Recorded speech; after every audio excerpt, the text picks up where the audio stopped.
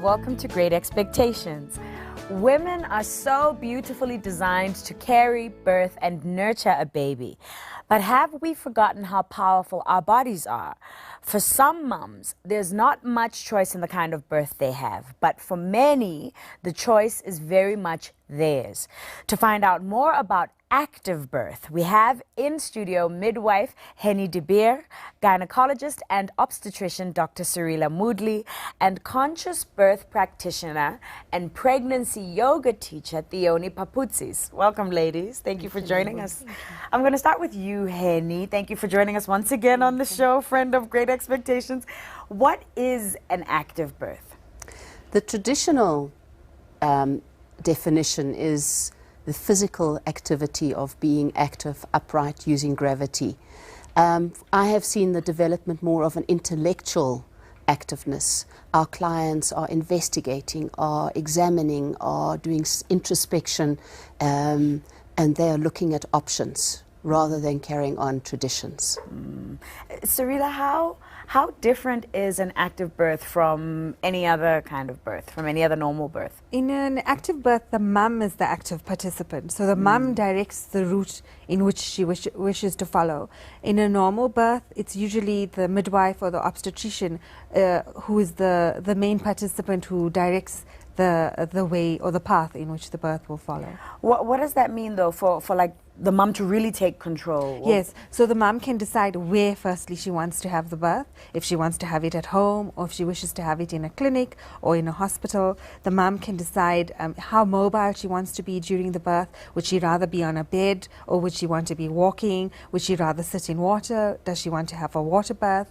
So the mum is very much the main participant in an active birth. Is that right? I agree with you, and that is really, as you've explained previously before we went on set, that it's part of the antenatal process. That is the relationship she builds up with her caregiver, and she's never called to stick to a plan. There's no such thing as a birth plan, it's birth wishes, and it evolves as her pregnancy continues. So it's about knowing that you've got the right to make the choice that you want to make for your body or for your birth or for your baby. For sure.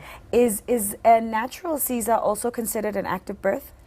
Technically, no, because a cesarean section is an intervention and a medical intervention done by medical professionals. But certain circumstances surrounding the Caesar can be followed. So, if, for instance, she could have it in a theatre where the lights could be slightly dimmed, or she could have the type of music that she wants playing at the time when the baby is about to be born. So, it could be made as natural as possible. Also, once the baby is delivered, there could be immediate skin-to-skin contact. So, as soon as the cord is clamped and cut, the baby could be put onto her chest. So where possible, they make the procedure more natural and more comfortable for the mother and for the baby. For sure. Okay. Theoni, what is the difference between a conscious birth and an active birth? Well, an active birth is very similar to what Henny described, coined by Janet Velasquez, who is a South African, but it's about being physically active, about using your body in the actual birth, whereas conscious birth is active birth and it is more than that. It's about having an awareness. It's about having a meaningful experience from pregnancy, right through pregnancy and birth, so that women feel like they're in control right from the start. So you don't surrender your power to other people. Yes. Henny, what are common misconceptions that women have about natural births? I think touching on that, it's a birth plan, i.e. if I do A, B will follow, and therefore C is the consequences. I think that is a misconception. I think if you're doing that, you're not opening yourself to what ifs, and therefore people are up for disappointment. And I think also that we've touched on this previously, that pain is such a negative concept in our society, and yet we see pain as an incredibly empowering experience. Virtually every birth, the client will say, I thought I was going to die, and then I realized I hadn't died, and I wonder why I hadn't died. And then I saw heaven, because then I birthed.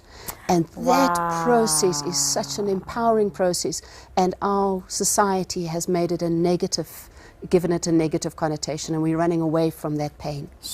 What are the benefits of having an active birth, especially for the baby? That's a brilliant question, because that's where the natural Caesar comes in. That I have seen doctors that as the baby emerges from the cesarean scar, that they squeeze that baby, because, you know, pressure on the limbs enables the babies the crossing of the brain. It enables the downgrading of certain reflexes that have to be suppressed and therefore move on to new reflexes. Amazing, that journey that baby goes through the pelvis.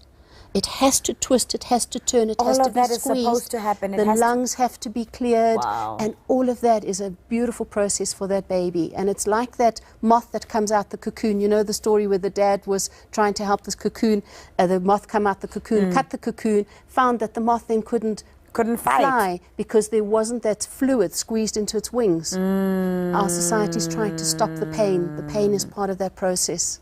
And birth is supposed to be convenient. It's supposed to be, yeah, okay.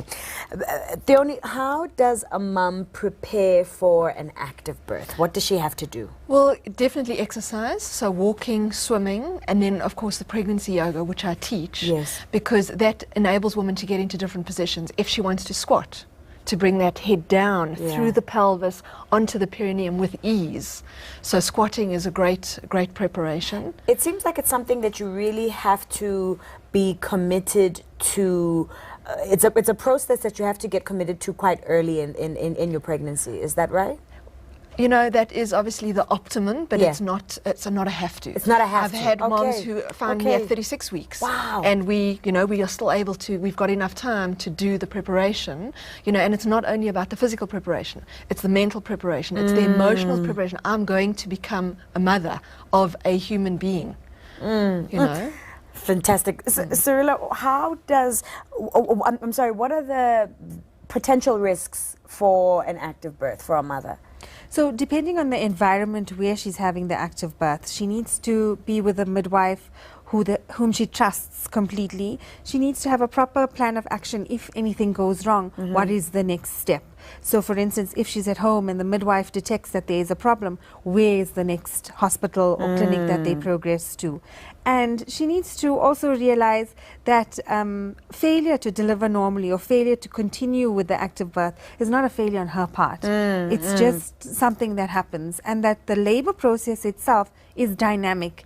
Anything can happen at any time. And if any intervention needs to take place, it's not the end of the world. It doesn't mean that she has failed in any way. So you have your plan, but also the birth has its own plan. Be open-minded. Sure. Thank you very much. Thank you, Henny and Cyrilla. We'll see you later. As mums, we want our little ones to be strong and healthy. It's time now for our Pampers Monday Minute, and today we get practical with nappy changing.